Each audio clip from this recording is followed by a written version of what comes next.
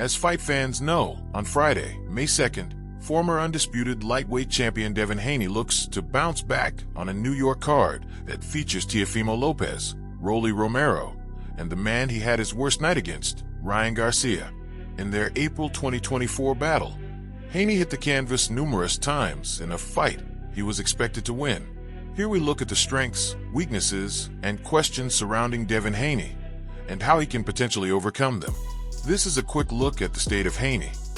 At still only 26 years of age, Haney has youth on his side and should have a bright future ahead of him. His strengths include boasting a nearly 5'10" frame built to easily move up to the welterweight division. With it comes a fantastic jab he used to dominate the likes of Regis Prograis and George Kambosos twice in what have been the most impressive performances of his career to date. In addition, he is one of the most intelligent fighters in the sport, and love him or hate him, has a strong support system in his father Bill. As far as weaknesses, Haney isn't the biggest puncher, and even prior to his rough outing against Ryan Garcia, had a few moments where he was wobbled, as was the case in the Jorge Linares fight. Although Garcia was confirmed to have taken PEDs, the physical damage has been done. Perhaps even more importantly, the biggest question may be his current mental state. With fans and even several media outlets seeming to excuse Garcia's actions and simply focusing on Haney as the bad guy, how will Haney respond? Will the events of the last fight affect his future performances? Has he tightened up his once considerable defensive prowess to avoid left hooks? Does he trust his chin?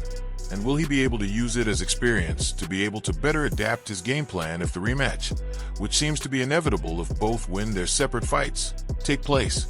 Jose Ramirez provides a perfect litmus test for Haney at this point.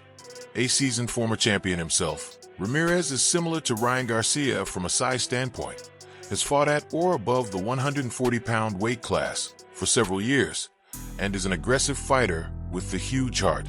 If Haney has suffered slippage, or any doubt following last April's ill-fated showdown with Garcia, Ramirez will not let Haney off the hook.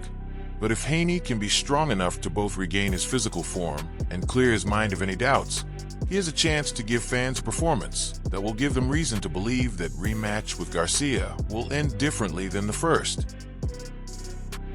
The answers to all these questions and more can be answered in just over a month's time, as we tune in to Devin Haney versus Jose Ramirez on DAZN, which in turn hopefully rolls into Devin Haney versus Ryan Garcia Part 2 by the end of the year.